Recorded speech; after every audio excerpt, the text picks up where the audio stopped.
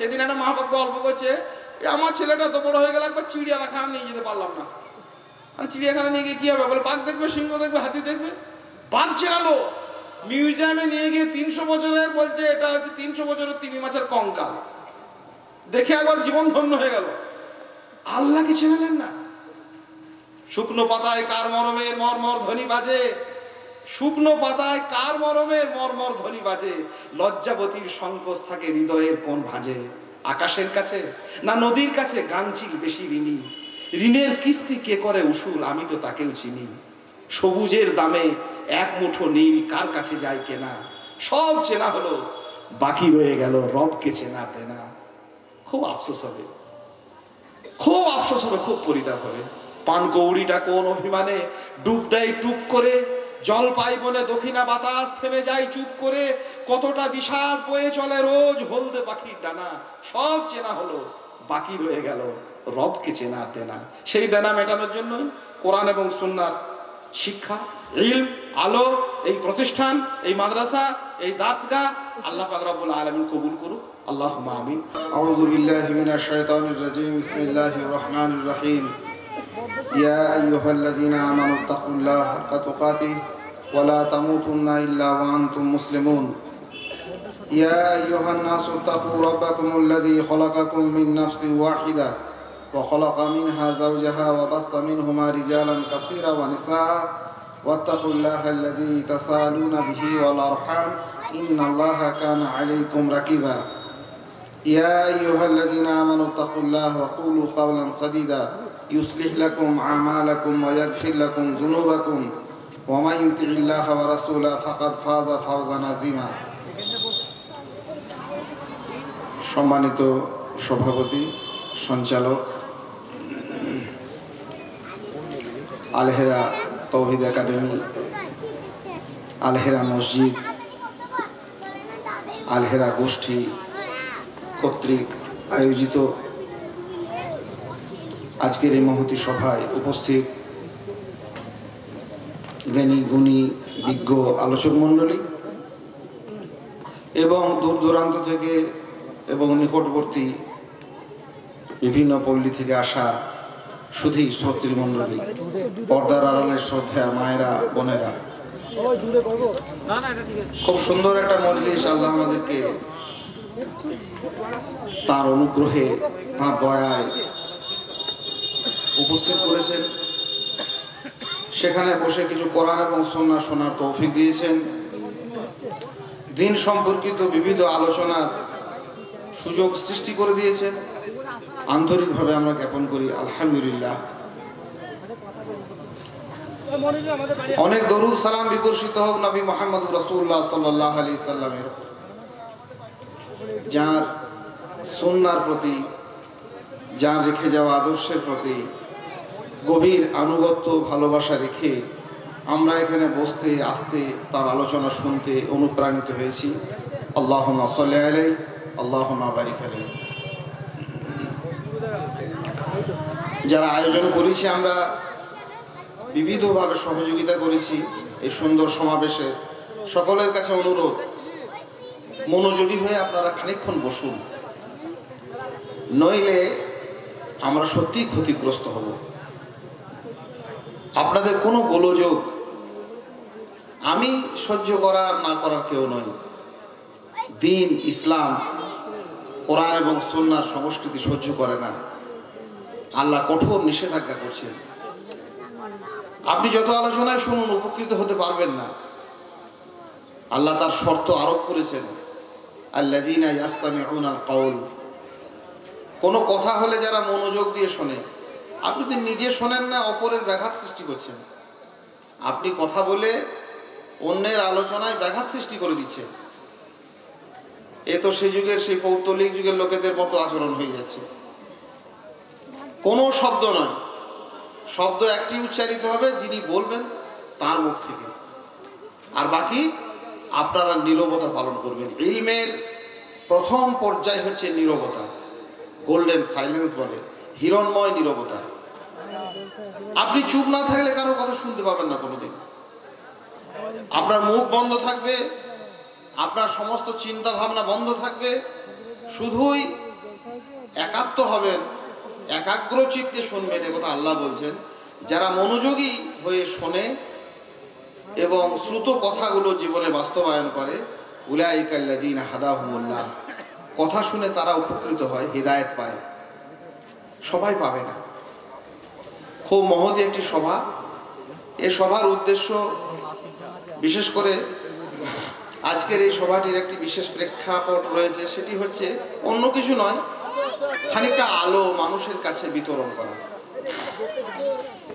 বিভিন্ন শ্রেণীর মানুষ এবং সবচেয়ে যাদেরকে আলো দেওয়ার প্রয়োজন, সুকুমারমতি কিশোরমতি শিশুদের, সেই সমস্ত শিশু সন্তান, আগামী দিনের যারা ভবিষ্যৎ, আগামী দিনে দেশ জাতির নিপুণ দক্ষ শ্রমিক কারিগর, তাদের কাছে কিছুটা আলো পৌঁছানো, এইটা হচ্ছে ব্যাপার। এই একাডেমি, এই মসজিদের পরিচালনায়, মসজিদ কর্তৃপক্ষের ব্যবস্থাপনায়, আপনাদের সার্বিক প্রচেষ্টা এবং ভালোবাসায় একটা কাজ শুরু হতে চলেছে, শুরু হয়েছে আলহামদুলিল্লাহ। সেটি হচ্ছে মানুষের কাছে কিছু আলো পৌঁছানো।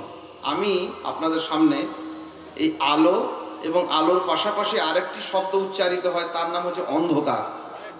আলো আঁধারে নিয়ে দু চারটে কথা বলি। আলো খুব দরকার। আলো না থাকলে কি হয়, মানুষের যে চূড়ান্ত জীবনযাপনের প্রেক্ষাপট সে তো দূরের কথা, এখনই আলোগুলো বন্ধ হয়ে গেলে আপনি আর কিছু দেখতে পাবেন না। আলো, অন্ধকারকে মানুষ ভয় করে। আর মানুষের যে বিরামহীন পথ চলা, সেই পথ চলায় মানুষ যেদিকে যেতে চায়, আমরা যাদেরকে বিভিন্নভাবে নিয়ে যাওয়ার কথা বলি, মানুষের চিরকাঙ্ক্ষিত ঠিকানা জান্নাত, সেখানে যেতে গেলে দুটি জিনিসের দরকার। যে কোনো গন্তব্যে পৌঁছতে গেলে দুটি জিনিসের অপরিহার্যতা রয়েছে, প্রয়োজনীয়তা রয়েছে। তার মধ্যে একটি হলো সঠিক পথ, আর সঠিক রাস্তা থাকলেই হবে না, পর্যাপ্ত আলো থাকতে হবে। হাই রোড আছে, কিন্তু অন্ধকার আপনি যেতে পারবেন না বেশি দূর, বুঝতে পারবেন না কখন সে পথ থেকে আপনি ছিটকে বাইরে পড়ে যাবেন। তাহলে এক জায়গা থেকে অন্য জায়গাতে যাওয়ার জন্য দুটি শর্ত, একটা হচ্ছে সঠিক রাস্তা থাকতে হবে, আর দুই কি বললাম, পর্যাপ্ত আলো থাকতে হবে। সেই আলো আল্লাহ সুবহানাহু ওয়া তাআলা মানুষকে দেখিয়েছেন, দিয়েছেন। আল্লাহ পাক রব্বুল আলামিন পবিত্র কোরআনে বলছেন, দেখো আমি তোমাদেরকে কত ভালোবাসি। কি ভালোবাসেন আল্লাহ? আল্লাহু ওয়ালিউল্লাযীনা আমানু ইউখরিজুহুম মিনাজ যুলুমাতি ইলান নূর। আল্লাহ বলেন অন্ধকারের বিলয় থেকে তোমাদেরকে আমি আলোর আলোয় নিয়ে আসি।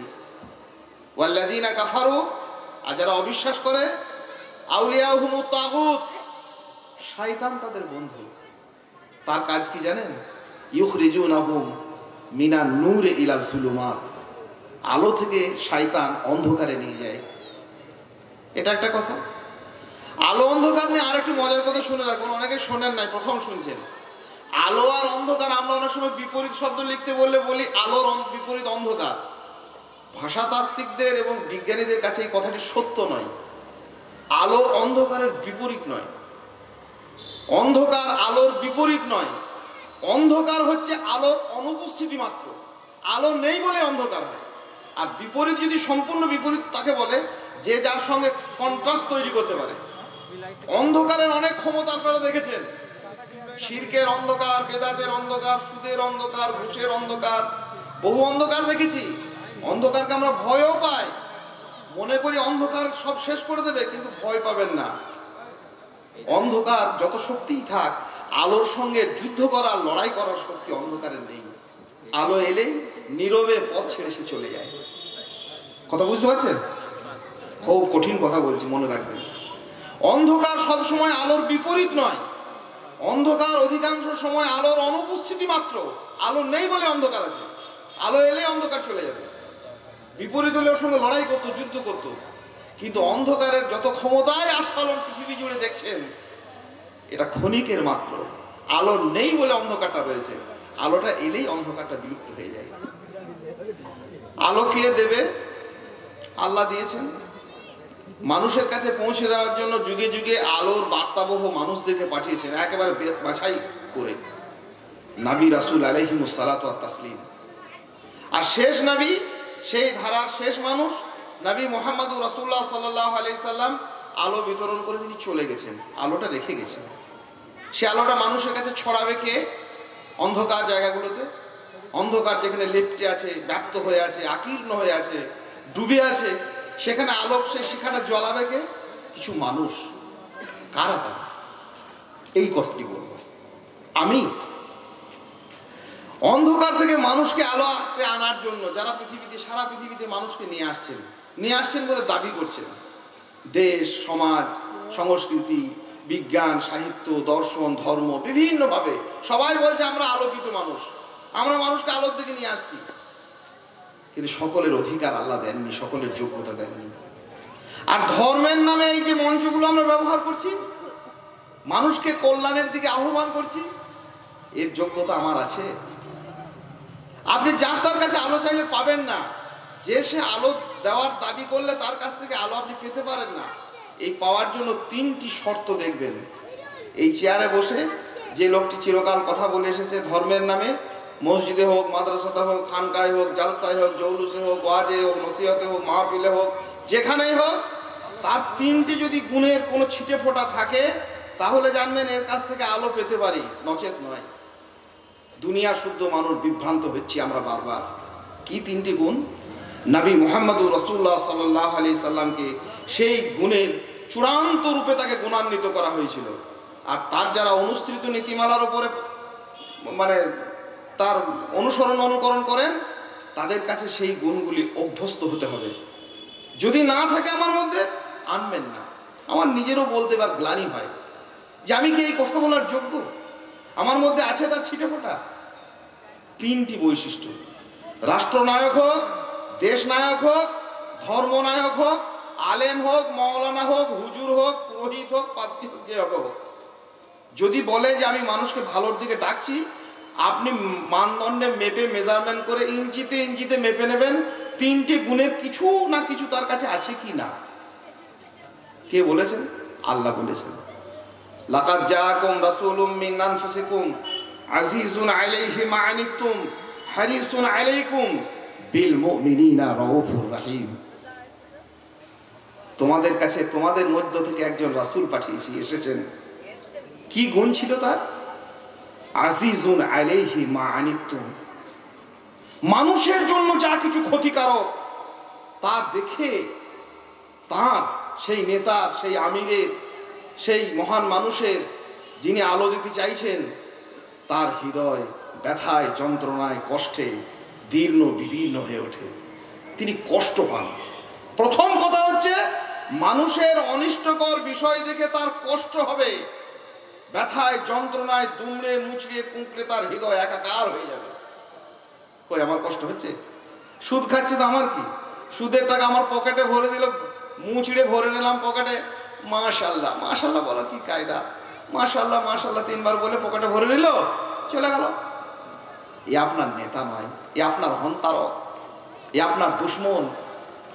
আপনি ভুল করে তাকে চাপিয়ে দিয়েছেন, ভুল করে মনে করেছেন এ আমাকে আলো দেবে। আলো দেওয়ার প্রথম শর্ত, আপনার যে কোনো অন্যায় তাকে কষ্ট দেবে, ব্যথা দেবে, পীড়া দেবে। কত কষ্ট দেবে?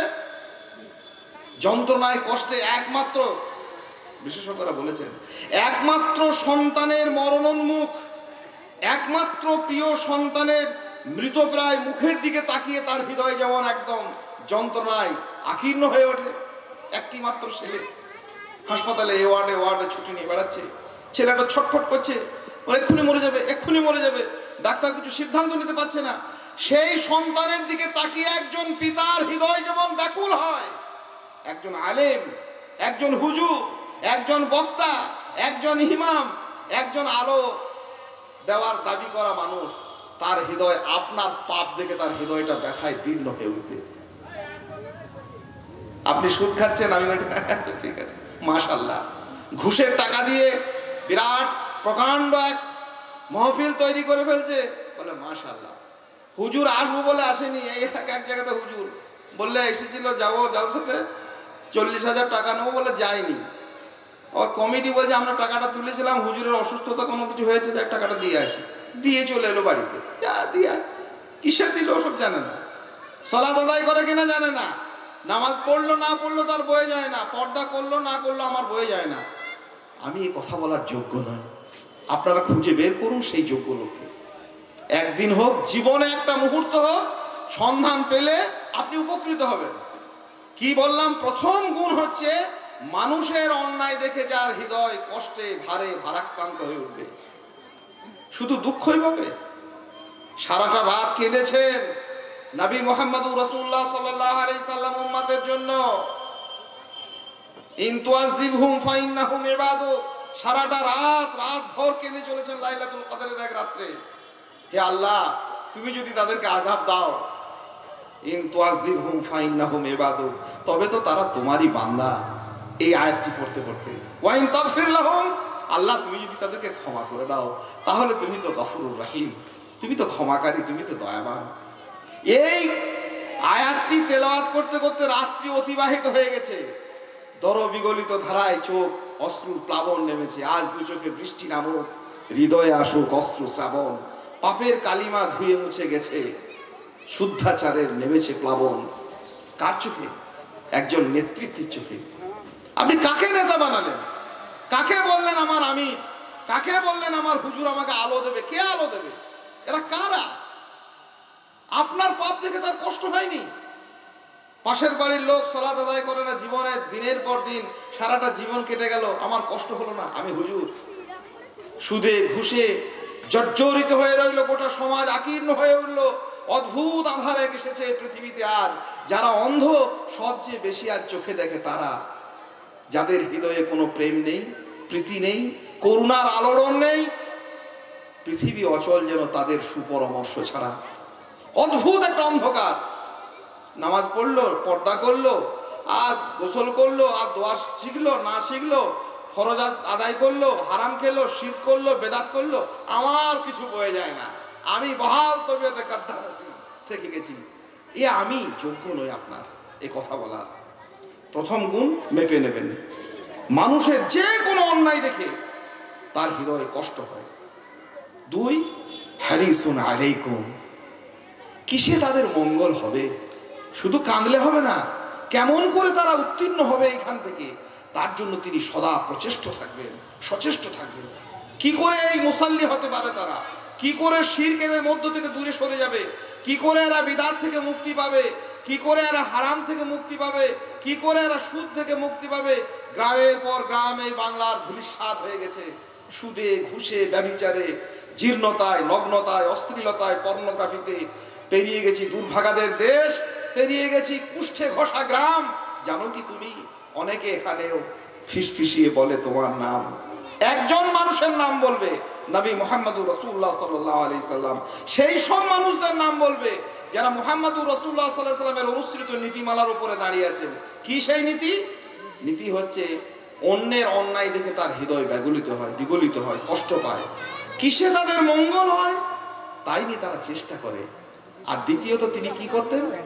বিল মুমিনিনা রাউফুর রহিম। মুমিনদের প্রতি তিনি হবেন অত্যন্ত দয়া পরবশ, করুণা বৎসল। ভালোবাসার এক গভীর আকৃতি, এক সমুদ্র ভালোবাসা তার হৃদয়ে যাপিত হবে যে আমার এই মুমিনদের জন্য নিজের সন্তান নয়, প্রিয়জন নয়, দুনিয়ার কোনো সম্পদ নয়, পৃথিবীর কোনো লোভনীয় সামগ্রী নয়, শুধু আমার এই মুমিন উম্মতেরা, আল্লাহ বিশ্বাসী এই সমস্ত মানুষেরা, তাদের প্রতি ভালোবাসায় এই হৃদয় বিগলিত হবে, ব্যাকুল হয়ে থাকবে।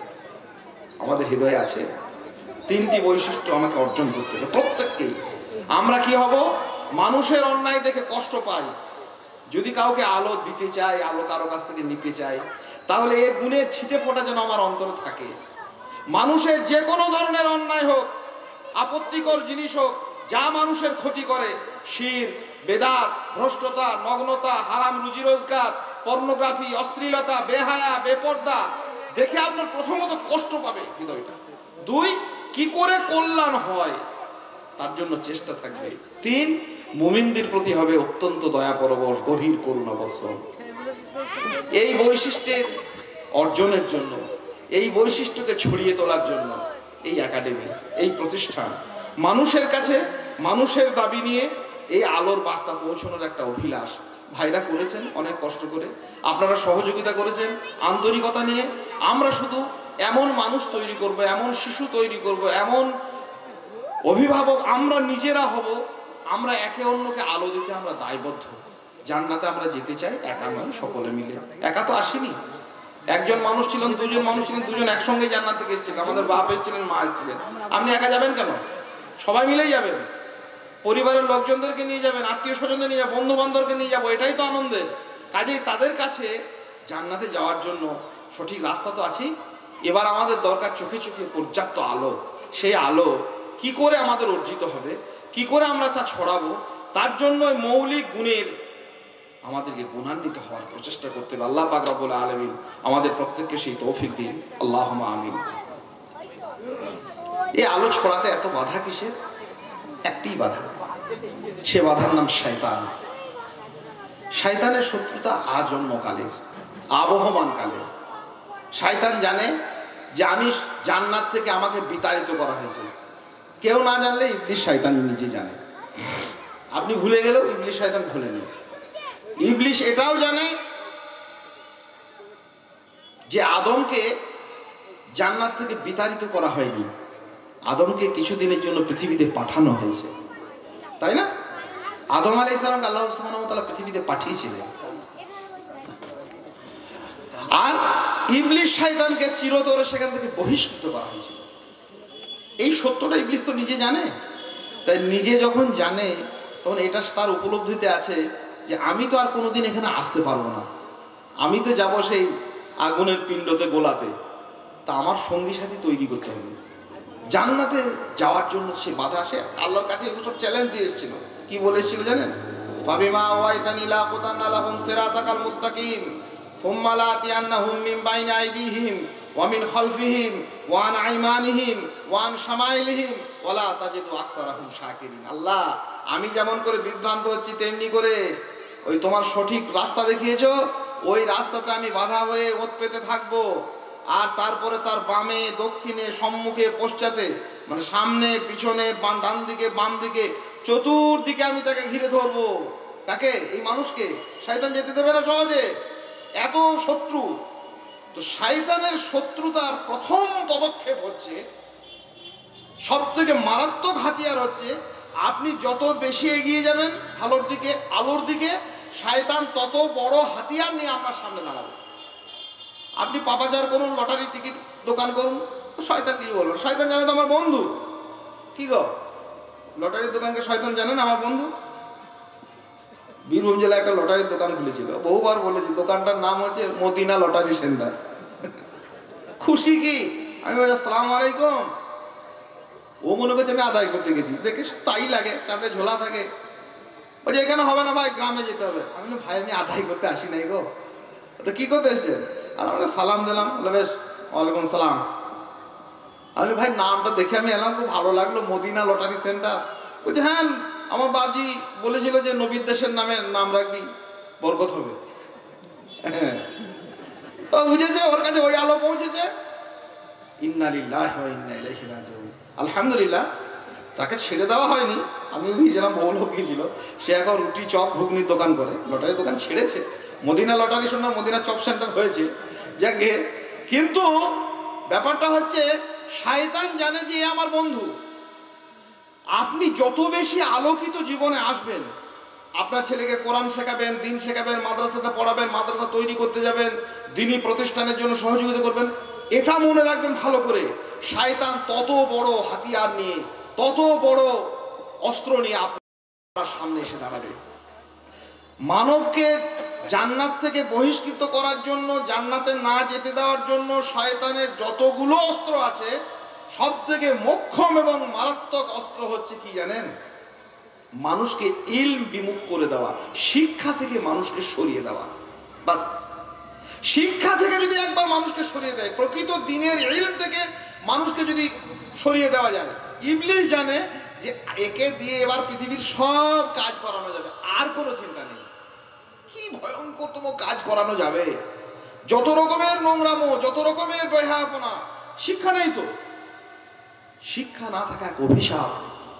মুসা আলাইহিস সালাতু ওয়াত তাসলিম বলেছিলেন, ওয়াইদ ক্বালা রাব্বুকা লিল ওয়াইদ ক্বালা মূসা, মূসা যখন তাদেরকে বলল যে তোমরা একটা গরু জবাই করো, তখন তারা বলল যে আমার সঙ্গে আপনি মজা করছেন, ঠাট্টা করছেন। তখন মূসা আলাইহিস সালাম বলেছিলেন আউযু বিল্লাহি আন আকুনা মিনাল জাহিলিন। দেখুন কি বলছেন মূসা। মূসা আলাইহিস সালাম বলছেন আমি আল্লাহর কাছে পানা চাই যে আমি যেন মূর্খ না হয়ে যাই, মূর্খামি থেকে, জাহেলিয়াত থেকে, অজ্ঞতা থেকে। মূর্খতা একটা অভিশাপ। ইবলিস জানে আমি ভুলে গেলে কি হবে, শয়তান জানে মানুষকে শিক্ষা থেকে শিক্ষার চেতনা থেকে ইলম বিমুখ করে দিতে পারলে আমার 16 কলায় সমস্ত উদ্দেশ্য পূর্ণ হয়ে যাবে, আর অসুবিধা কিছু নেই। কি না কি করতে পারা যাবে। লক্ষ লক্ষ মানুষ, হাজার হাজার মানুষ ইউটিউবে দেখছে, কয়েক হাজার শ্রোতা শুনছে। কি শুনছে জানেন? আমি চাই না বেহেশত, ভয় পাই না জাহান্নাম। কে গো মুজাহিদ শুনেছো তো? আমি চাই না বেহেশত, ভয় পাই না জাহান্নাম, আমার কপালে লিখে দিও দয়াল নবীর নাম। এক দুজন লয়, কয়েক লক্ষ ভিউ। কারা শুনছে? কি বলছে? যে আমি জান্নাতও চাই না, জাহান্নামের ভয় পাই না, আমার কপালে নবীর আর আলীর নাম লিখে দিও, তাহলে আমার মজা। যার নাম বললে কপালে লিখে দিও, তিনি তো ভয়ে কেঁদে কেঁদে রাত পার করে দিয়েছেন। নবী রাসূল, সাহাবীরা, বড় বড় আলেম ওলামারা, বুজুর্গরা, তারাই কেঁদে তাদের জীবন আকুল ব্যাকুল হয়ে গেছে। আর ও বলছে নবীর নাম আমার কপালে লিখে দিও, আমি জাহান্নামকেও ভয় পাই না, জান্নাতকেও চাই না, আমার সব পার হয়ে যাবে। লক্ষ লক্ষ মানুষ শুনছে। কেন শুনছে? শয়তানকে আর কিছু বলতে না, শয়তান ওদেরকে এই ইলমটা ওর নেই যে নবী মুহাম্মদুর রাসূলুল্লাহ সাল্লাল্লাহু আলাইহি সাল্লাম কেঁদে কেঁদে তার পা ফুলে যেত। সাহাবায়ে কেরাম রাদিয়াল্লাহু তাআলা আনহুম জাহান্নামের ভয়ে তাদের চোখ বিগলিত হতো, দাড়ি ভিজে যেত। চুলোতে আগুন জ্বালাতে গেলে সালাফরা বলছেন যে আমরা এমন সময় জাহান্নামের বিবরণ শুনেছি, সেই রাতে আর চুলোতে আগুন জ্বালাতে পারিনি ভয়ে। চুলোতে আগুন ধরালে আমাদের ভয়ে হৃদয় কেঁপে উঠতো, জাহান্নামের কথা মনে পড়ে যেত। কেমন কথা? এর ইলম আছে। তাহলে ইলম বিমুখ করে দিতে পারলে শয়তান জানে আমার সমস্ত উদ্দেশ্য পূর্ণ হয়ে যাবে। সেই জন্য সমস্ত কাজের প্রথমে শয়তান যেটা ধরে রেখেছে সেটা হচ্ছে এই মানুষকে শিক্ষা থেকে, প্রকৃত ইলম থেকে সরিয়ে দেওয়া। তাহলে আমার জীবনের ইলমের বিচ্যুতি হলেই আমি তাকে সব কিছু করাতে পারবো, সব কিছু বলাতে পারবো, আর সুবিধা হবে আমার মানুষকে জান্নাত থেকে বহিষ্কৃত করা, জান্নাতে আর যেন সে না আসতে পারে, আর জাহান্নামে তাকে নিয়ে যাওয়া আমার জন্য সেটা খুব সহজ হয়ে উঠবে। আমরা সচেতন হব, আমরা সজাগ হব। শয়তান যদি এই কাজ করে তাহলে কি হবে? আত্মরক্ষার নামে আপনার হাতে এনে দেবে আত্মহত্যার উপকরণ। আপনাকে স্বনির্ভর হওয়ার নামে সুদ খাইয়ে আপনাকে পরনির্ভর করে দিয়েছে। সুদ খেয়ে কেউ কোনদিন স্বনির্ভর হয়েছে? হয়নি। কি হয়েছে? পরনির্ভর হয়েছে। বেপর্দা বেহাই হয়ে নারীরা সুরক্ষিত হয়েছে, স্বাধীনতা পেয়েছে, না পরাধীন গোলাম দাসী বান্দিতে পরিণত হয়েছে? কেমন করেছে শয়তান দেখুন। আত্মরক্ষার যেটাকে বলবে এইটা করলে তুমি বাঁচবে, আত্মরক্ষার নামে আপনার হাতে এনে দেবে আত্মহত্যার উপকরণ।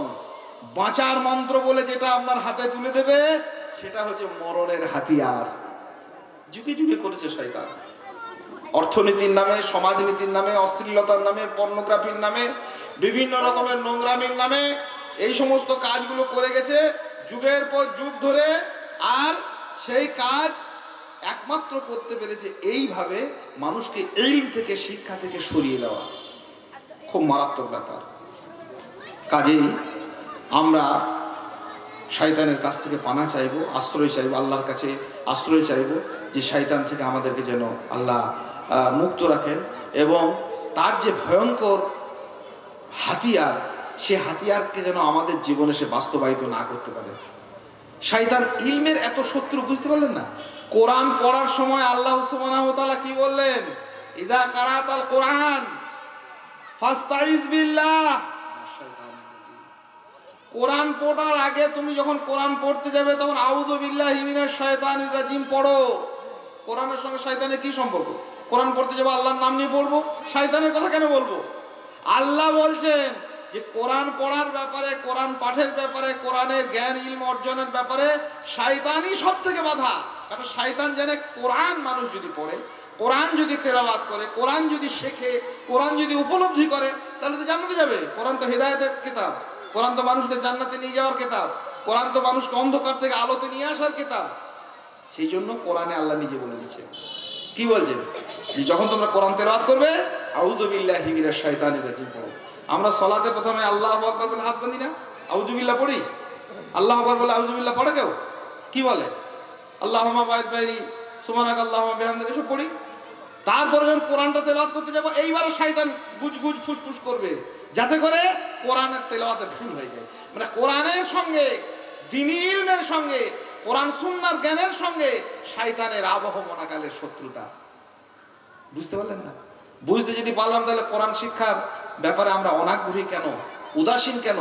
ইলমের ব্যাপারে মানুষকে সর্বোচ্চ এবং মানুষের জন্য সব থেকে মারাত্মক যে হাতিয়ার শয়তান ব্যবহার করেছে, সেটা হচ্ছে মানুষকে ইলম বিমুখ করে দেওয়া। ইলমটা কি? ইলমটা হচ্ছে জ্ঞান অর্জন, হচ্ছে শরীয়তের, দ্বীনের, কোরআন এবং সুন্নাহর। এই ইলমটা সম্পর্কে একটা ভালো ইলমি একটা প্রতিষ্ঠান আমাদের হয়েছে, ভাইরা অনেক চেষ্টা করে করেছেন।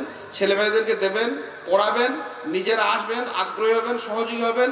শুধু জেনে রাখুন, ইলম হচ্ছে একটা বিরামহীন প্রক্রিয়া, মিনাল মাহাদ ইলাল্লাহ, জন্ম তাই মায়ের কোল থেকে নিয়ে কবর পর্যন্ত। কোনো মানুষ যদি মনে করেন আমি, আপনি আলেম ওলামা বুজুর্গ, যে আমার অনেক ইলমে হয়ে গেছে, মোটামুটি আর কিছু দরকার নেই, আমার ইলম শেষ হয়ে গেছে শেখা, তাহলে জানবেন ইলম শেখা শেষ হয়নি, ওর মূর্খামির সেই দিন থেকে সূচনা হলো। কথা বুঝতে পারলেন? হ্যাঁ, ও বলছেন না কেন? যদি কেউ কখনো মনে এরকম হয় যে আমার আর মোটামুটি শেখার কিছু দরকার নেই, তো জানবেন আপনি চূড়ান্ত এবং সর্বোচ্চ মূর্খতে পরিণত হয়েছেন সেই তখনই। আউযু বিল্লাহ পড়তে হবে, আউযু বিল্লাহি মিনাশ শাইতানির, মানে শয়তান ওটা শেখায়। আবার কত শিখবি রে, এই তো বেশ কোরআন পড়তে পারছি, নাহলে কেউ ভাবছেন, কাউকে বলছে নামাজ পড়তে পারছি, এই তো 2-4টে সূরা শিখিনি, আবার কি? ইলম ব্যাপারটা এরকম নয়, বিরামহীন একটা প্রক্রিয়া। মায়ের কোল থেকে নিয়ে কবর পর্যন্ত যতক্ষণ আপনি মরছেন, ততক্ষণ আপনাকে শেখার, জানার, জেগে ওঠার, চেতনার, এই আলোক উদ্দীপ্ত হওয়ার, ওপরকে আলোকিত করার এই বাসনা যেন মনের মধ্যে থাকে। যদি কখনো এই মারাত্মক ভ্রম চলে আসে, আমাদের চলে আসছে, বহু মানুষের চলে আসে, বলে সাহেব বহুদিন আমি হাফেজ সাহেবের কাছে ছিলাম, আমি এখনো সব আলেম মৌলবীদের কাছে আর বসি না, অনেক আমপাড়ার আমার 6টা 8টা 10টা 12টা 14টা 16টা সব মুখস্থ হয়ে গেছে, আমার বইয়ের তো 20টা মুখস্থ আছে, আর কারো কাছে কিছু শিখবে না। আমার ঘরে সহিহুল বুখারী রয়েছে, আর কেউ বলছে বুখারী দরকার কি, কোরআনের দরকার কি? আমি একবারে ইলমে মজলিসে জিকিরের হালকায় জীবন কাটিয়ে দিয়েছি। স্বয়ং কোরআন একদম তাদের মুখ থেকে যখন উচ্চারণ হচ্ছে, মনে হচ্ছে যেন আকাশ থেকে উচ্চারণ হচ্ছে, তাদের মজলিসে আমার জীবন কেটে গেছে। কিছুই জানে না, অবাক হর্ষই দীর্ঘই, বিন্দু বিসর্গ জ্ঞান নেই, সে মানুষও বলছে আমার কাছে ইলম আছে। যত ইলমি আপনি অর্জন করুন, আপনার সন্তানকে যত ইলমি অর্জন করান, ইলমের একটা দাবি হচ্ছে, ইলমের একটা বৈশিষ্ট্য হচ্ছে একটা অমীমাংসিত পিপাসার নাম, এটা কোনোদিন দূর হবে না। যত ইলম অর্জন হবে, তখন আপনি বুঝতে পারবেন আপনার সত্যিকারের ইলম রয়েছে। যখন আপনাকে শেখার, জানার মনে হবে আমি কিছুই জানি না, এত কিছু জানার ছিল, এত কিছু বোঝার ছিল, এত আলো পৃথিবীতে আল্লাহ রেখেছিলেন, কোরআন এবং সুন্নাহর আলো। সেই আলো মানুষকে দেওয়ার জন্য, নিজে নেওয়ার জন্য, অপরকে বেলানোর জন্য, অপরের কাছে ছড়ানোর জন্য সবটাই বাকি। এই যখন চেতনা আপনার হৃদয়ে গুঞ্জরিত হবে, আপনি কিছু শিখতে পারবেন। আল্লাহ পাক রব্বুল আলামিন আমাদেরকে এই শয়তানি ঔদ্ধত্য থেকে অব্যাহতি দিন, আল্লাহুম্মা আমিন। প্রকৃত ইলম আমাদের শেখার তৌফিক দিন, আল্লাহুম্মা আমিন। ছেলে মেয়েদের, আমাদের শিশুদের একবারে কর্ণকুহরে, একবারে তার শৈশব লগ্ন থেকে শুরু করে একদম মৃত্যু পর্যন্ত ইলমের এই মোতাবারিজ ধারা যেন অব্যাহত থাকে, আল্লাহ আমাদের সেই তৌফিক দিন, আল্লাহুম্মা আমিন। ছেলে মেয়েদেরকে শেখাতে হবে, পাড়া প্রতিবেশীর কাছে আলোচনা করতে হবে, নিজে জানতে হবে, অপরকে জানাতে হবে। কত জিনিসই জানি না, কিছুই জানি না।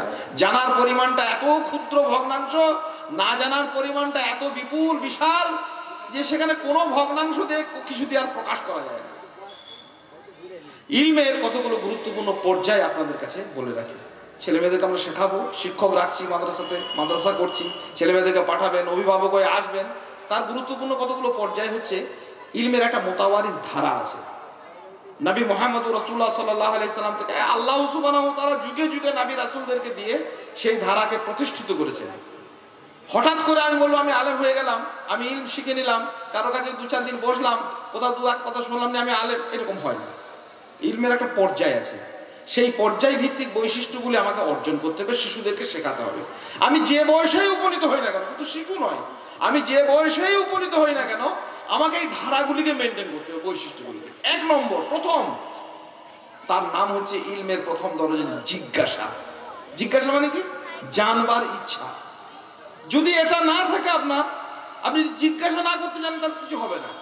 এই জন্য আল্লাহ সুবহানাহু ওয়া তাআলা মানুষকে জিজ্ঞাসা করার জন্য পবিত্র কোরআনে হাল আতাকা হাদিসুল ওয়াশিয়া এসেছে খবর, নিজেই জিজ্ঞাসা করছেন যেন মানুষ জিজ্ঞাসা করতে পারে। নবী মুহাম্মদুর রাসূলুল্লাহ সাল্লাল্লাহু আলাইহি সাল্লাম কত হাদিসের পৃষ্ঠায় পৃষ্ঠায় জিজ্ঞাসা করছেন, তোমরা এই ব্যাপারে কিছু জানো? সাহাবায়ে কেরাম বলতেন, না তো জানি না। বলুন, আপনি জানেন, আল্লাহ জানেন, আল্লাহ এবং আল্লাহ রাসূল সাল্লাল্লাহু আলাইহি ওয়াসাল্লাম বেশি ভালো জানেন। এইসব বলতেন, আল্লাহ ওয়া রাসূলুহু আ'লাম। তখন তিনি আবার বলে দিতেন।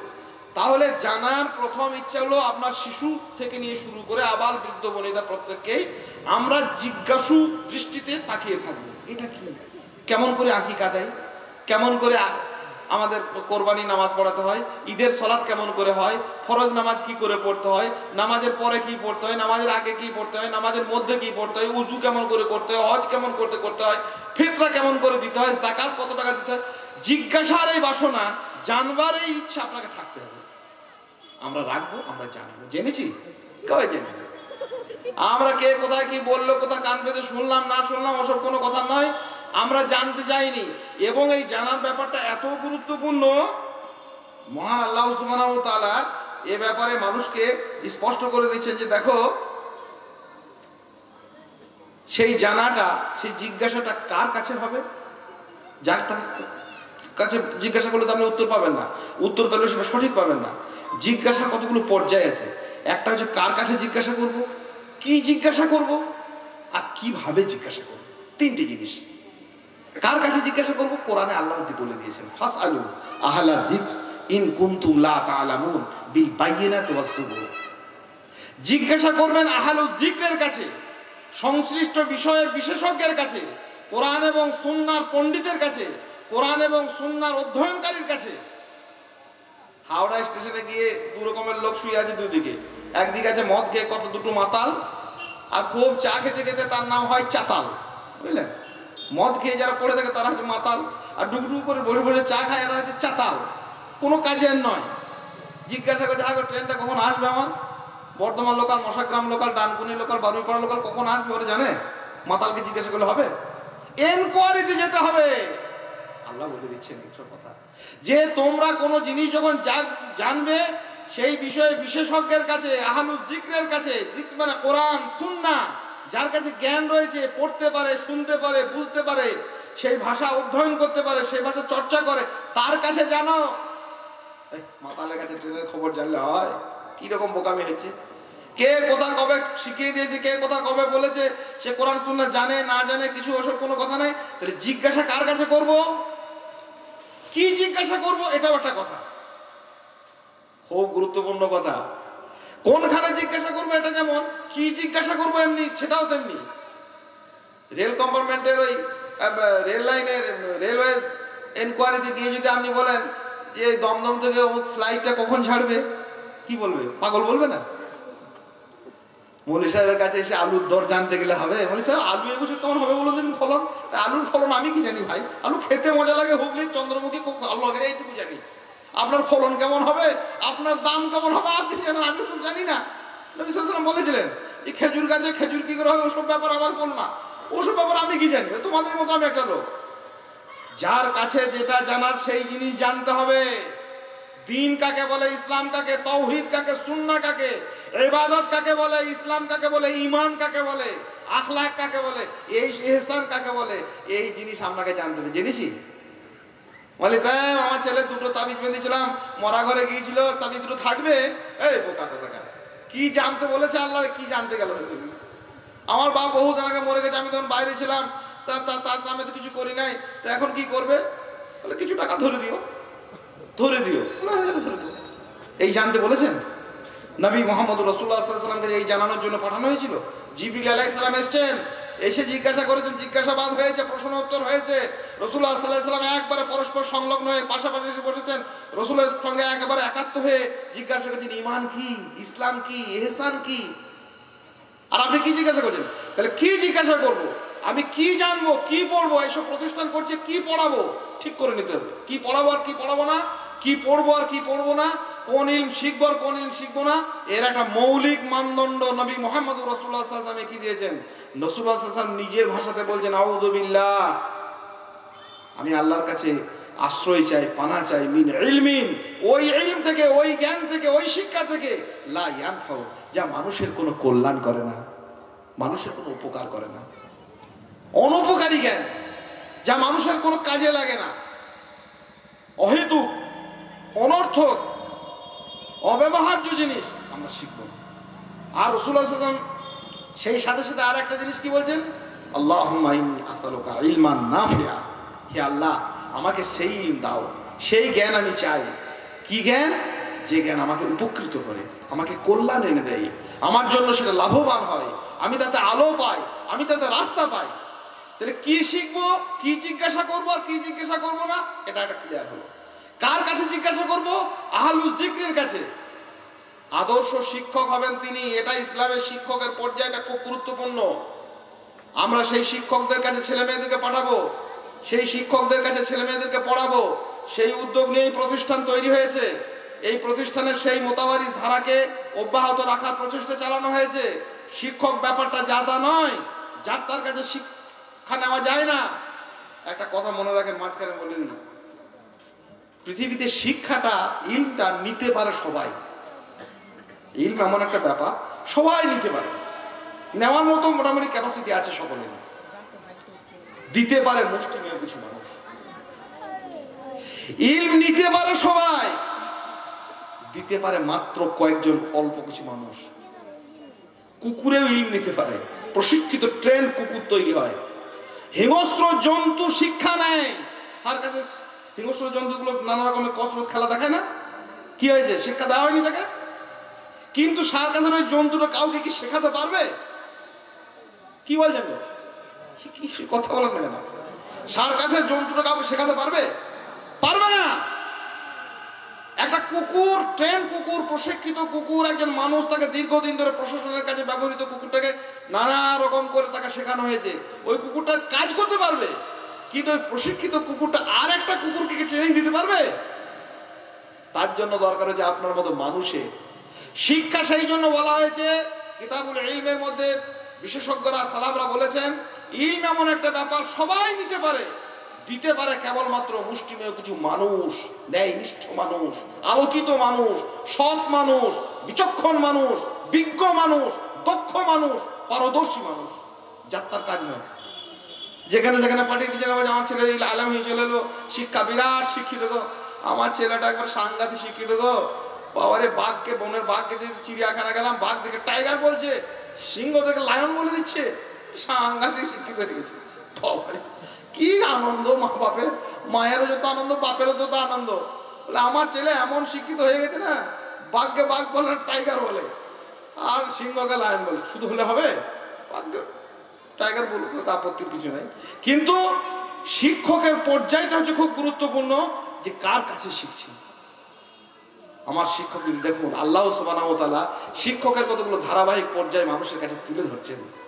আল্লাহ দেখাচ্ছেন যে আমি নিজে একজন শিক্ষক। আল্লামা আদম আল আসমা কুল্লাহা, আল্লাহ নিজে শেখাচ্ছেন আদমকে।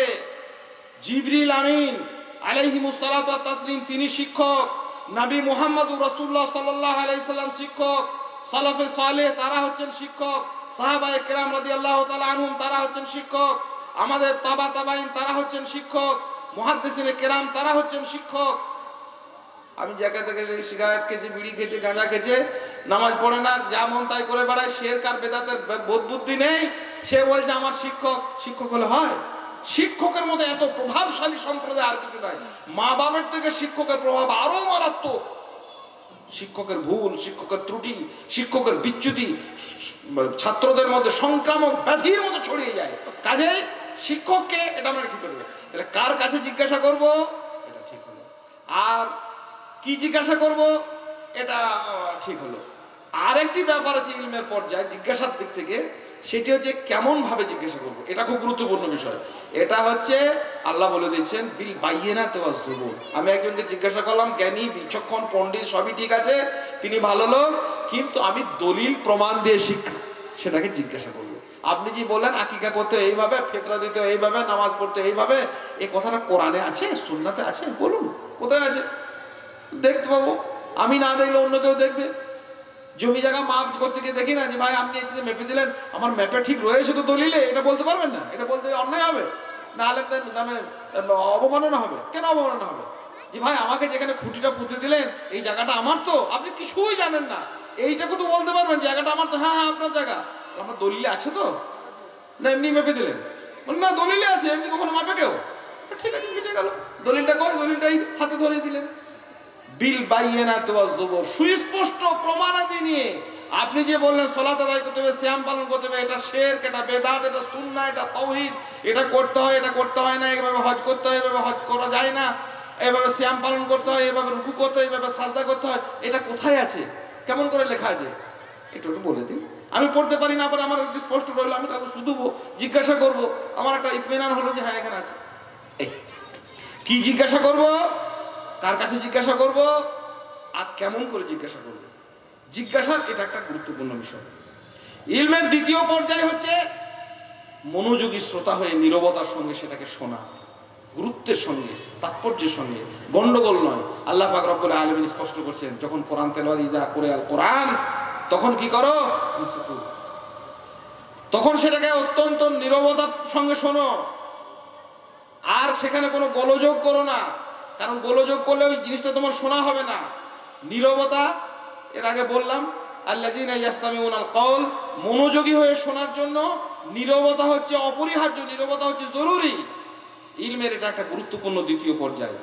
আর তৃতীয় হচ্ছে, এটা খুব কঠিন, আমি শিখলাম, পড়লাম, বুঝলাম, কিন্তু কিছু উপলব্ধি করলাম না। পড়া হলো, মুখস্থ হলো, আরো কিছু হলো, আরো কিছু উপলব্ধি হলো। আমি যেটা পড়লাম, আমি যেটা জানলাম, সেটা সঠিক উপলব্ধি। ঈমান বলতে শিখলাম, ঈমান কি? গায়ে গায়ে কিছু কিছু লোক আসতো আমাদের দেশে, আগে আপনাদের দিকে আসতো নাকি জানি না, আসসালামু আলাইকুম, আমরা ঈমানের দাওয়াত নিয়ে এসেছি। মানে ঈমান তো ভালো করছেন, ঈমান মানে কি? বলে ঈমান মানে আল্লাহ থেকে হয়, মানুষ থেকে হয় না। ভাই এটা ঈমান হলো? কিরকম কথা? আল্লাহ কে? রাসূল মুহাম্মদ সাল্লাল্লাহু আলাইহি ওয়াসাল্লাম রাসূল। আমি যে বললাম আশহাদু আল্লা ইলাহা ইল্লাল্লাহ, লা ইলাহা ইল্লাল্লাহর অর্থ কি? লা ইলাহা ইল্লাল্লাহ মুখে উচ্চারণ করে গেল হাজারবার, লক্ষবার, আর শিরকের জলাভূমি পূর্ত গন্ধময় নরকে সে ডুব দিতে লাগলো। কেন?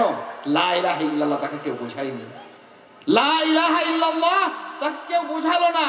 তাহলে জ্ঞানের, ইলমের তৃতীয় পর্যায়ে হচ্ছে উপলব্ধি করা। শিশু থেকে উপলব্ধি করা যাবে যে বাবা যেটা বললাম, লা ইলাহা ইল্লাল্লাহ, আল্লাহ ছাড়া সত্যিকারের কোনো মাবুদ নেই, কথার মানে হচ্ছে এই। মুহাম্মাদুর রাসূলুল্লাহ মানে কি? মুহাম্মদ সাল্লাল্লাহু আলাইহি ওয়াসাল্লাম আল্লাহর রাসূল। তো রাসূল কি?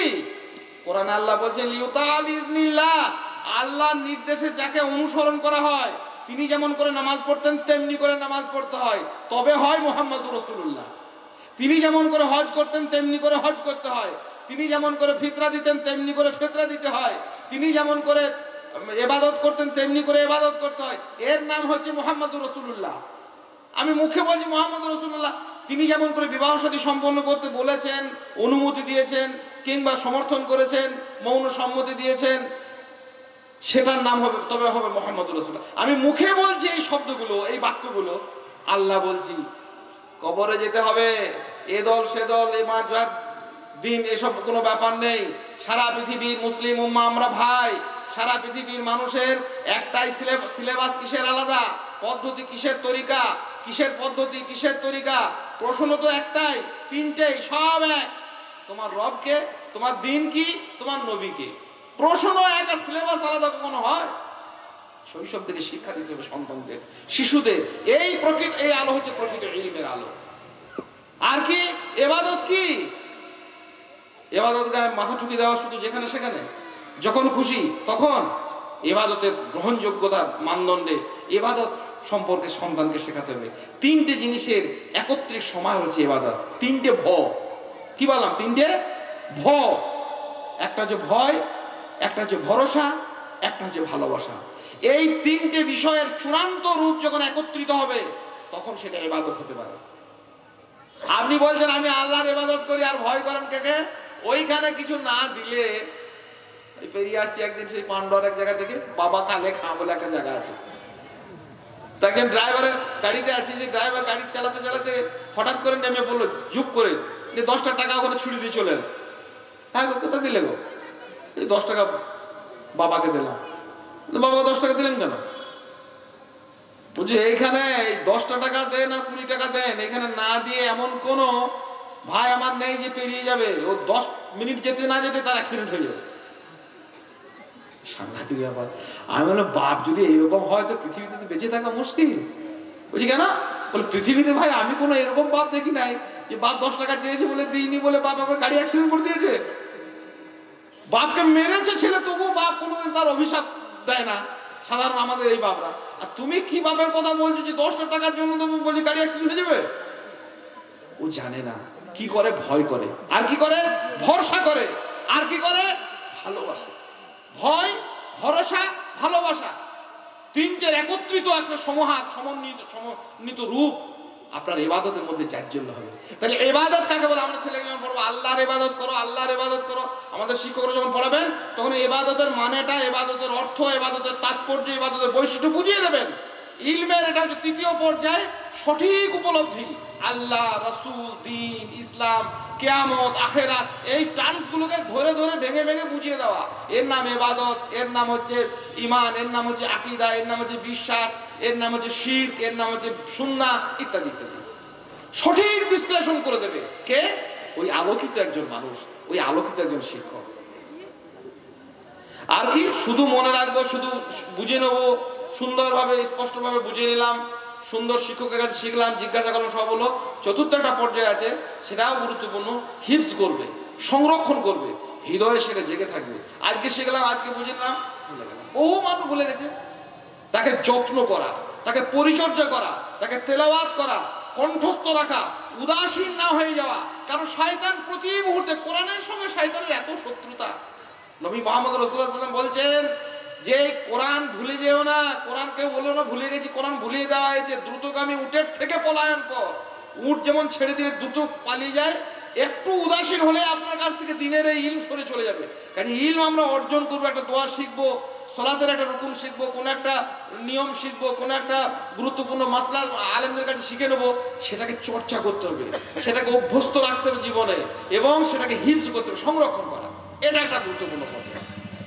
আর 5ম নম্বর পর্যায়ে হচ্ছে সেটিকে আসল কথা জীবনে প্রয়োগ করতে হবে। সব হলো, মুখস্থ হলো, হিফজ হলো, অমুক হলো, তমুক হলো, বোঝা হলো, বুদ্ধি হলো, কিন্তু শিখাইবে পারিবে না করিতে প্রয়োগ। বিখ্যাত এক মহাকাব্যের এক গল্প ছিল। সে একজনকে অভিশাপ দিয়েছিল যে তুমি এত বিদ্যা শিখেছো, তোমাকে একটা আমি অভিশাপ দিলাম। বলে কি অভিশাপ? বলে শিখাইবে, তুমি কেবল তার ভারবাহী হয়ে রবে, করিবে না ভোগ, শিখাইবে পারিবে না করিতে প্রয়োগ। তুমি লোককে শিখিয়ে দেবে, লোকে তোমার নামে ধন্য ধন্য করবে, নিজে ওটাকে ব্যবহার করতে পারবে না।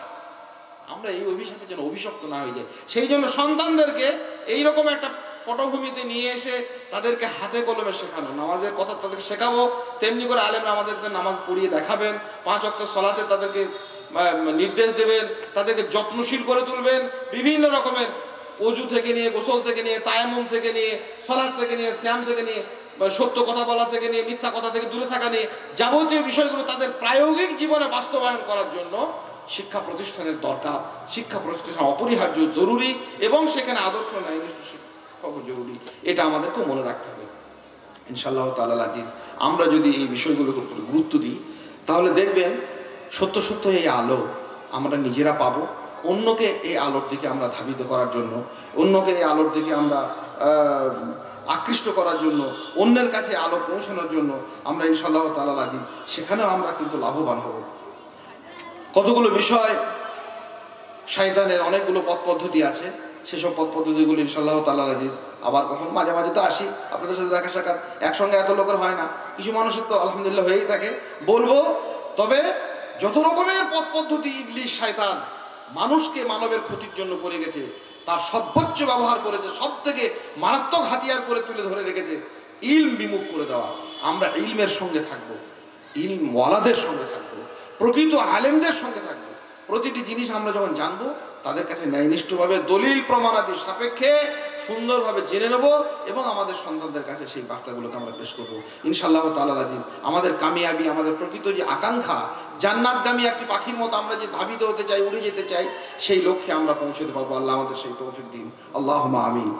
শয়তানের এই ওয়াসওয়াসা থেকে, এই ভয়াবহ আগ্রাসী আক্রমণ থেকে বাঁচার জন্য আমরা কতগুলো 2-3টি পন্থা বলি, 2-3 মিনিটে, 4 মিনিটে শেষ করে দেবো ইনশাআল্লাহ। ইমানের সাজে সজ্জিত হন, কোথাও আপনাকে লজ্জিত হতে হবে না। অনেক সাজসজ্জা করেছি, জামা কাপড়, বেশভূষা, ঘর বাড়ি, অট্টালিকা, জানলার পর্দা, গ্রিল, শাটার, রেলিং, আহা, ঘর বাড়ি দেখলে প্রাণ ভরে যায়, মরতে ইচ্ছা হয় না। কিছু কিছু লোকের ঘরে ঢুকি তো মনে হয় আল্লাহ এই ঘরটাতে যে বাস করতে পাই তো মনে হয় মরবো না, তাই মনে হয়। এত ভালো ভালো ঘর করে যা রুটা মনে হয় বেরোবে কিনা সন্দেহ। আর আমাদের ঘরগুলো বুঝলেন এমন বীরভূমে বেশিরভাগ রু মানে পালাবার লেগে ছটফট করবে। টালির ঘর, সাংঘাতিক, রোদে গরম, শীতে ঠান্ডা, আর এইরকম সুন্দর সুন্দর ঘর, যাক করুন, আপত্তি নেই, বৈধতার মধ্যে যেটা করবেন সেটা করুন, কিন্তু ইমানের সাজে সজ্জিত হন, কোথাও লজ্জিত হতে হবে না, না দুনিয়া না আখিরাতে। ইমানের সাজে আল্লাহ বলেছেন ইমানের রং আছে, সিবগাতাল্লাহ ওয়া মান আহসানু মিনাল্লাহি সিবগা, আল্লাহর রঙে রঞ্জিত হও, দেখবেন সব বিবর্ণ হয়ে যাবে আপনার কাছে, আর কোনো রঙকে রং মনে হবে না। আল্লাহর রঙে রঞ্জিত মানে আল্লাহর দ্বীনের রঙে রঞ্জিত হতে হবে, ইমানের সাথে সজ্জিত হতে হবে। ইমানের সাথে 3টি জিনিস, ভাবনা, ভাষা আর কাজ, 3টি যেন এক হয়। যে কথা ভাববো সেই কথাই বলবো, হৃদয়ে বললাম লা ইলাহা ইল্লাল্লাহ, আর তাগুতের ইবাদত করবো হবে না। হৃদয়ে বললাম মুহাম্মাদুর রাসূলুল্লাহ, মুখ দিয়ে উচ্চারণ করলাম মুহাম্মাদুর রাসূলুল্লাহ সাল্লাল্লাহু আলাইহি ওয়াসাল্লাম, মুহাম্মদ সাল্লাল্লাহু আলাইহি ওয়াসাল্লাম আল্লাহ রাসূল, আর আমি কাজকর্ম করার বেলায় বাপ দাদাদের কথা শুনে করছি, অমুকের নামে করছি, তমুকের নামে করছি, প্রতিবেশীর নামে করছি। কেউ বলছে যে আপনি এরকম কাজ করলেন কেন? ঘরে একটা বিরাট একটা টাঙিয়েছে সাইনবোর্ড বাইরের দরজাতে, আপত্তিকর, কোথাকার কার কবরের একটা ছবি লাগিয়েছে। তাহলে হবে এটা লাগালে কেন? এই আমার বিআইরা লাগিয়েছিল, আমাকে একটা দিয়েছে, তো বিআইকে রসুল বলুন, মুহাম্মদ রসুল বলতে গেলেন কেন? মুহাম্মাদুর রাসূলুল্লাহ, আপনার প্রত্যেকটা কাজ হবে তার নির্দেশিত পথে। ও বলছে বিআই বাড়িতে এরকম করে, কেউ বলছে শ্বশুর বাড়িতে এরকম করে, কেউ বলছে আমার বাপ দাদারা এরকম করে, কেউ বলে আমাদের এলাকার হুজুররা করে। ওসব কথা না, আমি একটাই কথার উপরে দাঁড়িয়েছি, মুহাম্মাদুর রাসূলুল্লাহ, আমার মুখ দিয়ে যেটা উচ্চারিত হবে সেটাই যেন আমার কাজে পরিণত হয়। তাহলে ইমানের মৌলিক দাবি 3টে জিনিস এক সরল লেখায় হবে, ভাবনা, ভাষা আর কাজ। ইমানের সাজে সজ্জিত হন, শয়তানের ওয়াসওয়াসা ইনশাআল্লাহ তাআলা আজিজ, শয়তানের ওয়াসওয়াসা থেকে আমরা পানা মুক্ত পাবো। ইবাদতের মর্ম কথা আমরা মনে রাখবো, ইবাদত করলে আল্লাহর লাভ লোকসানের কোনো বিষয় নয়। ইবাদত করলে আল্লাহর মর্যাদা বাড়ে না, ইবাদত করলে আপনার আমার মর্যাদা বাড়ে। আল্লাহর মর্যাদা বাড়ার কোনো ব্যাপার আছে না, কমার কোনো ব্যাপার আছে? আল্লাহ তো গানিউন হামিদ, তিনি নিজে নিজে প্রশংসিত, তিনি তো সব কুল কায়নাতের মিরাসুস সামাওয়াত ওয়াল আরদ, আসমান জমিনের সব মিরাসের তিনি মালিক। তাহলে এত সম্পত্তি আর এত সম্পদের সবকিছু তার আবার ইজ্জত সম্মান বাড়বে কি কথা? সব তো বেড়েই আছে অলরেডি। তাহলে আপনার আমার ইবাদতে আমার ইজ্জত বাড়ে, আমার সম্মান বাড়ে, আমি মানুষ হিসাবে, আমি মুমিন হিসাবে, আমি আল্লাহ বিশ্বাস হিসাবে পৃথিবীতে প্রতিষ্ঠিত হতে পারি। এটা ইবাদতের একটা গুরুত্বপূর্ণ কথা, এটাকে আমরা মনে রাখি। 3 নম্বর, সকলকে সন্তুষ্ট করতে যাবেন না। শয়তান বড় ওয়াসওয়াসা দেয়, ও করছি না, এটা করতাম না গো, আমার শ্বশুর বাড়ির লোকরা বলে না এরকম করালো। পৃথিবীতে কাউকে সন্তুষ্ট, সকলকে সন্তুষ্ট করতে পারবেন না। নবী রাসূলুল্লাহদের মতো ভালো লোক তো কেউ পৃথিবীতে ছিল না, তারাই পেরেছেন সকলকে সন্তুষ্ট করতে। সেই জন্য তাদের কষ্ট হতো, এত কষ্ট হতো, যন্ত্রণায় একদম হৃদয় ফেটে যেত। এই লোকটাকে এত ভালো কথা বলো শুনলো না, লাআল্লাকা বাখিরুন নাফসাকা ইন লাম ইউমিনু বিহাযাল হাদিস আসাফা। আল্লাহ বলে, হে নবী, তুমি কি একবারে নিজেকে শেষ করে দেবে নাকি? এরকম করো না, সকলকে সন্তুষ্ট করতে যাবেন না। ওসব মনের থেকে শয়তান ওয়াসওয়াসা দিয়ে মনে করবে অমুক রাগ করছে, অমুক গুসা করছে, অমুকের মুখ ভার হয়ে যাচ্ছে, অমুক হুজুর আমাকে দলে নিচ্ছে না। ওসব কথা না, আপনি আল্লাহর কথা শুনুন, আপনি মুহাম্মদুর রাসূলুল্লাহ সাল্লাল্লাহু আলাইহি ওয়াসাল্লামের ইত্তেবা করুন, আর শয়তানের ওয়াসওয়াসা থেকে আল্লাহর কাছে পানা চান। আর আপনার উপরে যে সকলে সন্তুষ্ট হবে এ আশাও কখনো করেন না। শয়তান ওয়াসওয়াসা দেবে, কেন সন্তুষ্ট হবে? দীর্ঘকাল ধরে শুনে আসছি মানুষের এই কথা, ভাই এত কিছু করলাম তো মানুষ লোকে আমাকে ঠিক চিনল না, কেউ চেনে না, কেউ কাউকে চেনে, নিজেকেই নিজে চেনে না তো লোকে চিনবে। 40 বছর দাম্পত্য জীবন, স্বামী বলছে আমার স্ত্রী আমাকে চিনলো না গো, কি বলবো। স্ত্রীও বলছে আমার স্বামী এত খিদমত করলাম আমাকে চিনলো না। দুটো পরস্পর সংলগ্ন মানুষ, ও বলছে চিনলো না, ও বলছে চিনলো না। দুনিয়াতে কেউ কাউকে চেনে না, সকলকে চেনেন একমাত্র সার্বিকভাবে তিনি হচ্ছেন কে? তাকেই আমরা চিনলাম না। শ্বশুর বাড়ির লোক চিনলো না, সমাজের নেতা বলছে আমার অনুসারীরা চিনলো না, রাস্তাঘাট করে দিলাম, এমন কলকারখানা দিলাম আমাকে চিনতে পারলো না, আর এরা বলছে আমি নেতাকে ভোট দিয়ে জিতিয়ে দিলাম আমাকে চিনলো না। কেউ কাউকে চিনবে না, কেউ কাউকে চিনে কোনো লাভ নেই। যাকে চেনার দরকার তাকে চেনেও। ইন্না লিল্লাহি ওয়া ইন্না ইলাইহি। তাকে চিনলে সবাই আপনাকে চিনবে, আপনিও সবাইকে চিনবেন। সাইকুল ইসলাম ইমাম ইবনে তাইমিয়ার একটা কথা দিয়ে শেষ করি। মুমিনদের দুটো আনন্দ। মুমিনদের কটা আনন্দ? দুটো। দুটি জায়গায় তাদের প্রগাঢ় আনন্দের তারা কি পাবেন? স্বাদ পাবেন। একটা পৃথিবীতে, একটা আখিরাতে। পৃথিবীতে একটা মুমিনের চূড়ান্ত আনন্দ হচ্ছে আল্লাহকে চেনা, আর আখিরাতে একজন মুমিনের প্রকৃত আনন্দ হচ্ছে আল্লাহকে দেখা। মুগ্ধ অপলক নয়নে চেয়ে থাকবে আল্লাহর দিকে, জান্নাত সব ভুলে যাবে, আল্লাহকে দেখবে, সমস্ত কিছু তার কাছে বিবর্ণ তুচ্ছ হয়ে যাবে। আল্লাহকে দেখার আনন্দ একটা মুমিনের সর্বোচ্চ আনন্দ ঘন পরিস্থিতি, সেটা হবে আখিরাতে। আর তার জন্য পৃথিবীতে প্রকৃত আল্লাহ কি বলেছেন, কি নিষেধ করেছেন, কি আদেশ দিয়েছেন, কি ভালোবেসেছেন, কোনটা ভালোবাসেননি, কি করতে বলেছেন, কি করতে নিষেধ করেছেন, এইভাবে আল্লাহ সুবহানাহু ওয়া তাআলার নির্দেশাবলীকে চেনা। একজন মানুষ আল্লাহকে চেনার জন্য যে আলো দরকার, সে আলো পাবেন কোথায়? কোরআনে পাবেন, সুন্নাতে পাবেন। তার জন্যই প্রতিষ্ঠান, তার জন্য এই শিক্ষার এই অবয়ব। আমরা সত্যই সবাইকে সন্তুষ্ট করতে গিয়ে লাভ নাই, একজনকে সন্তুষ্ট করার চেষ্টা করি। আল্লাহ রাজি হলে দুনিয়া রাজি হবে। আর আপনি মুমিন, মুমিনের একটা বৈশিষ্ট্য যে সব জায়গাতে আপনি পা বাড়াতে পারেন না। মুমিন সব জায়গাতে, সব ঘাটেতে নৌকা মুমিন বাঁধে না, সব স্টেশনে মুমিনের গাড়ি থামে না। কারণটা কি জানেন? মুমিনকে অনেক দূর যেতে হবে। সুদের গাড়ি, ঘুষের গাড়ি, ওই অমুকের স্টপেজ, তমুক স্টপেজ, শিরক আছে, বেদাত আছে, আরো নগ্নতা আছে, অশ্লীলতা আছে, বেহায়াপনা আছে, হাজারো রকমের একটা একটা করে স্টপেজ বাঁধা আছে পৃথিবীতে। আপনি এই কথাটা মনের দিক থেকে বলুন, যাবেই যখন অনেক দূরে, সব ঘাটেতে নামতে নেই। দূরপাল্লার ট্রেনের নিয়ম, সব স্টেশনে থামতে নেই। যে ট্রেন অনেক দূর যায়, এইদিকে একটা ট্রেন যাবে সকালবেলা দেখবেন, বন্দে ভারত, কোথায় যাবে জানেন? নিউ জলপাইগুড়ি যাবে। আপনাদের এখানে দাঁড়ায়? কাপাসে বেগমপুরে দাঁড়াবে? কি বলছেন? দাঁড়ায় না, সোজা হাওড়াতে ছাড়ে আমার ঘরের কাছে গিয়ে দাঁড়ায়। আমার জন্য নাকি? না, আমার জন্য বোলপুরে গিয়ে দাঁড়ায়, আর কোথাও না, বর্ধমানেও দাঁড়ায় না। যাবে যখন অনেক দূরে, যেতে হবে জান্নাতে, সব ঘাটেতে নামতে নেই। দূরপাল্লার ট্রেনের নিয়ম, সব স্টেশনে থামতে নেই। এইদিক সেদিকে তাকাচ্ছি, আর মনে করছি এইটা করলে ভালো হতো, ওইটা করলে ভালো হতো, এই করলো, ব্যবসা করলো, সুদ না ঘুষ না আরো হারাম না যায় না শেরক না বেদাত না ওইখানে, এসব করতে গেলে হবে না। একটা লাইন মনে রাখতে হবে যে আমাকে অনেক দূরে যেতে হবে, নির্দিষ্ট গন্তব্যে যে জায়গাগুলোতে থামার কথা আল্লাহ রেখেছেন সেইখানে থামতে হবে। আর মুমিনের দুটি আনন্দ পাওয়ার জন্য আমাকে ইলম অর্জন করতে হবে, নিজেকে শিখতে হবে। ইলম এক হচ্ছে জান্নাতে আল্লাহকে দেখা, আর পৃথিবী থেকে আল্লাহকে চেনা। আফসোস হয় না? আখেরাতে খুব আফসোস হবে, সেদিন তো আফসোস হয়ে লাভ নেই। আল্লাহকে না চেনা, পৃথিবীতে এত জিনিস চিনলাম, আল্লাহু আকবার, ইলম চিনলাম না, আলেম চিনলাম না, ছেলেকে আলেম চেনালাম না, আল্লাহকে চেনালাম না, তো কি আর কাকে চেনাবো? সন্তানকে চেনানোর জন্য মা বাপদের, সেদিন একটা মা বাপ গল্প করছে, আমার ছেলেটা তো বড় হয়ে গেল, একবার চিড়িয়াখানা নিয়ে যেতে পারলাম না। আর চিড়িয়াখানা নিয়ে গিয়ে কি হবে? বলে বাঘ দেখবে, সিংহ দেখবে, হাতি দেখবে। বাঘ চেনালো, মিউজিয়ামে নিয়ে গিয়ে 300 বছরের, বলছে এটা হচ্ছে 300 বছরের তিমি মাছের কঙ্কাল, দেখে একবার জীবন ধন্য হয়ে গেল। আল্লাহকে চেনালেন না। শুকনো পাতায় কার মরমের মরমর ধ্বনি বাজে, শুকনো পাতায় কার মরমের মরমর ধ্বনি বাজে, লজ্জাবতীর সংকোচ থাকে হৃদয়ের কোন ভাজে। আকাশের কাছে না নদীর কাছে গাংচিল বেশি ঋণী, ঋণের কিস্তি কে করে উসুল, আমি তো তাকেও চিনি। সবুজের দামে এক মুঠো নীল কার কাছে যায় কেনা, সব চেনা হলো, বাকি রয়ে গেল রবকে চেনা দেনা। খুব আফসোস হবে, খুব আফসোস হবে, খুব পরিতাপ হবে। পানকৌড়িটা কোন অভিমানে ডুব দেয় টুপ করে, জল পাই বলে দক্ষিণা বাতাস থেমে যায় চুপ করে, কতটা বিষাদ বয়ে চলে রোজ হলদে পাখির ডানা, সব চেনা হলো বাকি রয়ে গেল রবকে চেনার দেনা। সেই দেনা মেটানোর জন্যই কোরআন এবং সুন্নাহর শিক্ষা, ইলম, আলো, এই প্রতিষ্ঠান, এই মাদ্রাসা, এই দাসগাহ আল্লাহ পাক রব্বুল আলামিন কবুল করুক, আল্লাহুম্মা আমিন।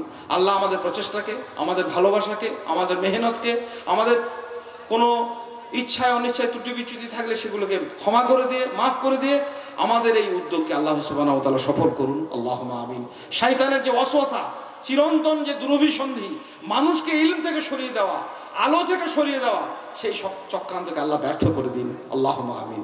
আল্লাহ পাক রব্বুল আলামিন আমাদেরকে বেশি বেশি কোরআন সুন্নাহর ইলম শেখার, অন্য মানুষের কাছে সে আলো পৌঁছে দেওয়ার, প্রগাঢ় ভালোবাসা নিয়ে, ঝগড়া নিয়ে নয়, ফাসাদ নিয়ে নয়, টিকা টিপ্পনি গালবন্ধ দিয়ে নয়, এক বুক ব্যথা নিয়ে তার কাছে যাব যে ভাই আপনি ভুল করছেন, এক হৃদয় ভালোবাসা নিয়ে তার কাছে যাব যে আপনি আমার মুমিন ভাই। এইভাবে এই আলোকে আমাদের সন্তানদের, আমাদের দ্বারা প্রচার এবং প্রসার করার তৌফিক দিন, আল্লাহুম্মা আমিন। আস্তাগফিরুল্লাহ লি ওয়া লাকুম ওয়া লিসাইরিল মুসলিমিন ফাস্তাগফিরু ইন্নাহু হুয়াল গাফুরুর রহিম। আসসালামু আলাইকুম ওয়া রাহমাতুল্লাহ।